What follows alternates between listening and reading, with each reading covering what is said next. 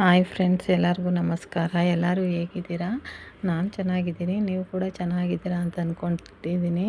ನನ್ನ ಚಾನಲ್ನ first time ನೋಡ್ತಾಯಿದ್ರೆ ಈ ವಿಡಿಯೋನ ದಯವಿಟ್ಟು ನನ್ನ ಚಾನಲ್ನ ಸಬ್ಸ್ಕ್ರೈಬ್ ಮಾಡ್ಕೊಳ್ಳಿ ಮತ್ತು ಲೈಕ್ ಮಾಡಿ, ಶೇರ್ ಮಾಡಿ.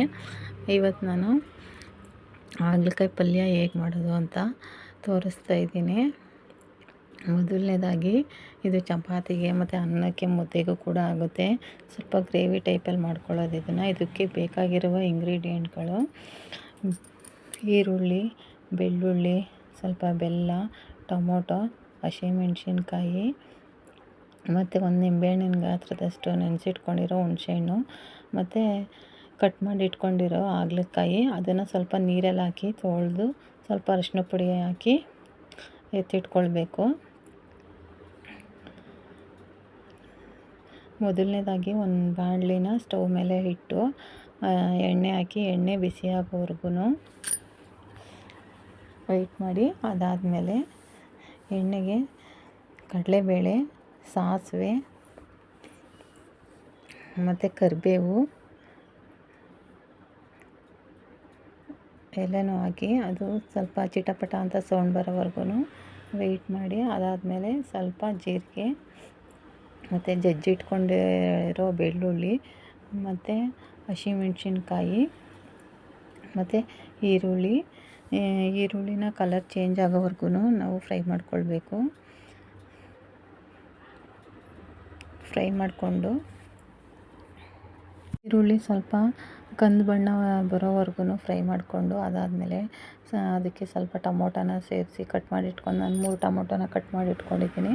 ಅದನ್ನು ಕೂಡ ಹಾಕಿ ಫ್ರೈ ಮಾಡಿ ಸ್ವಲ್ಪ ಉಪ್ಪು ಹಾಕಿ ಸಾಫ್ಟ್ ಆಗೋ ಥರ ಫ್ರೈ ಮಾಡಿಕೊಂಡು ಅದಾದಮೇಲೆ ನಾನು ಹಾಗಲಕಾಯಿನ ಕಟ್ ಮಾಡಿಕೊಂಡು ಸ್ವಲ್ಪ ನೀರಲ್ಲಿ ಅರಿಶಿನ ಪುಡಿ ಹಾಕಿ ತೊಳೆದು ಎತ್ತಿಟ್ಕೊಂಡಿದ್ದೀನಿ. ಸ್ವಲ್ಪ ಅರಿಶಿನ ಪುಡಿ ಹಾಕಿ ಉಪ್ಪು ಹಾಕಿ ತೊಳೆದು ಎತ್ತಿಟ್ಕೊಂಡಿರೋದ್ರಿಂದ ಅದು ಸ್ವಲ್ಪ ಜಾಸ್ತಿ ಕೈ ಆಗಲ್ಲ.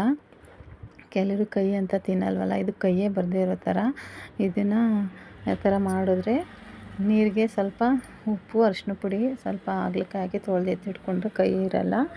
ಅದನ್ನು ಸ್ವಲ್ಪ ಸಾಫ್ಟ್ ಆಗೋವರೆಗೂ ಬೇಯಿಸ್ಕೊಂಡು ಅದಕ್ಕೆ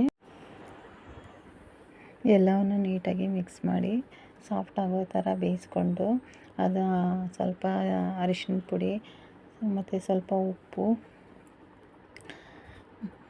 ಹಾಕಿ ಚೆನ್ನಾಗಿ ನೀಟಾಗಿ ಮಿಕ್ಸ್ ಮಾಡಿಕೊಂಡು ಅದು ಸಾಫ್ಟ್ ಆಗಿದೆ ಅಂತ ಆದಮೇಲೆ ಇನ್ನೇನು ಸ್ವಲ್ಪ ಒಂದು 40% ಬೆಂದಿದೆ ಅಂತ ಆದಮೇಲೆ ಸ್ವಲ್ಪ ಸಾಂಬಾರು ಪುಡಿ ಮತ್ತು ಸ್ವಲ್ಪ ಧನಿಯಾ ಪುಡಿ ಮತ್ತು ಸ್ವಲ್ಪ ಚಿಲ್ಲಿ ಪುಡಿ ಮೂರನ್ನು ಹಾಕಿ ಇದ್ದರೆ ಗರಂ ಮಸಾಲ ಪೌಡ್ರು ಕೂಡ ಹಾಕೋಬೋದು, ಅದು ಆಪ್ಷನ್ನು. ಇದ್ದರೆ ಹಾಕಿ, ಇಲ್ಲಾಂದರೆ ಸ್ಕಿಪ್ ಮಾಡ್ಕೋಬೋದು ನೀವು.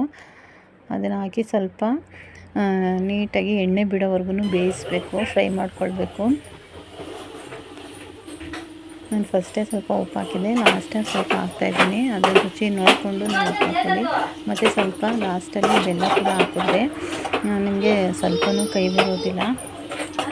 ಮತ್ತು ಲಿಡ್ನ ಕ್ಲೋಸ್ ಮಾಡಬಾರ್ದು. ಇದಕ್ಕೆ ಏನಂದರೆ ಟಿಪ್ಸು, ಕೈ ಬರದೇ ಇರೋದ ಕಾರಣ ಲಿಡ್ನ ಕ್ಲೋಸ್ ಮಾಡಬಾರ್ದು. ಯಾವತ್ತೇ ಆಗಲಿ ಹಾಗಲಕಾಯಿ ಮತ್ತು ನುಗ್ಗೆ ಸೊಪ್ಪು ಬೇಯಿಸ್ಬೇಕಾದ್ರೆ ಯಾವತ್ತೂ ಲಿಡ್ನ ಕ್ಲೋಸ್ ಮಾಡಬಾರ್ದು. ಲಿಡ್ನ ಕ್ಲೋಸ್ ಮಾಡಿದ್ರೆ ಕೈ ಅಂಶ ಎಲ್ಲ ಅಲ್ಲೇ ಇರುತ್ತೆ, ಆವಿಯಾಗಿ ಹೋಗೋದಿಲ್ಲ.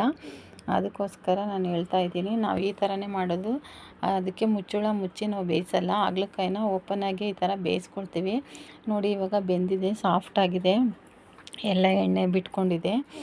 ನಿಮಗೆ ಇದು ಚಪಾತಿಗೆ, ಮುದ್ದೆಗೆ ಮತ್ತು ರೈಸ್ಗೆ, ಅನ್ನಕ್ಕೆ ಎಲ್ಲದಕ್ಕೂ ಆಗುತ್ತೆ. ತುಂಬ ಚೆನ್ನಾಗಿರುತ್ತೆ. ಈ ವಿಡಿಯೋ ನಿಮಗೆ ಇಷ್ಟ ಆದರೆ ಪ್ಲೀಸ್ ಒಂದು ಲೈಕ್ ಮಾಡಿ, ಶೇರ್ ಮಾಡಿ ಮತ್ತು ನನ್ನ ಚಾನಲ್ನ ಸಬ್ಸ್ಕ್ರೈಬ್ ಮಾಡ್ಕೊಳ್ಳಿ.